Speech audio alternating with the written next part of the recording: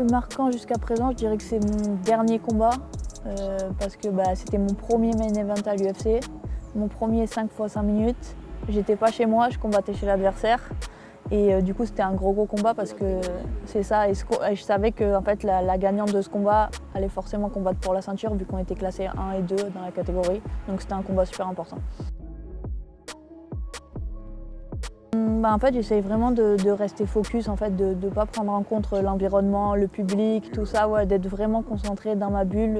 Voilà, je sais que je me suis entraînée très dur pour ça.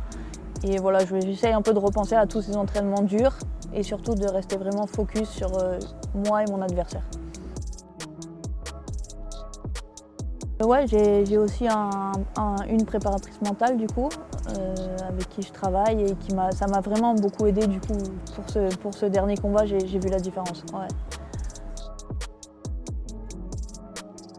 L'adversaire, je dirais mon avant-dernier combat en fait à Paris parce que c'était une légende en fait, c'était une combattante que j'admirais en fait moi au début et du coup c'était bizarre de l'affronter à Paris chez moi. Ouais, c'est ça.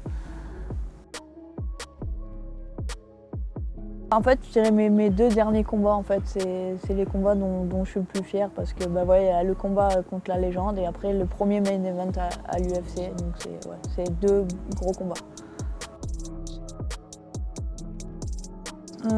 Ouais, je pense que c'est toujours un peu plus compliqué parce que c'est un milieu d'hommes, il y a forcément plus de combattants que de combattantes.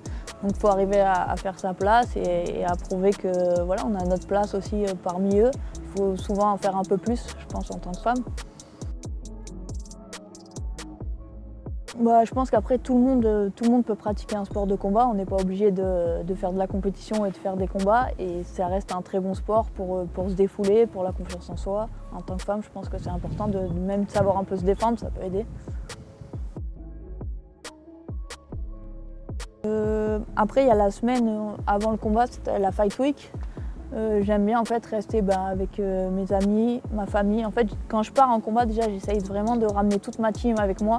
Ça m'aide à être dans ma bulle et à ne pas penser forcément au combat. Et la semaine, je vais me relaxer, aller faire du shopping, vraiment penser à autre chose. Et après, je commence à me concentrer vraiment la veille du combat, enfin même le jour du combat en fait. La journée avant, là, je commence vraiment à rentrer dans ma bulle jusqu'au soir du combat. À court terme, là, c'est sûr que c'est la ceinture. Voilà, c'est le prochain combat. Donc c'est la ceinture, mais après, moi ce que j'aimerais c'est vraiment entrer dans la légende, en fait, défendre plusieurs fois ma ceinture, monter de catégorie par la suite et voilà, finir ma carrière sans défaite à l'UFC.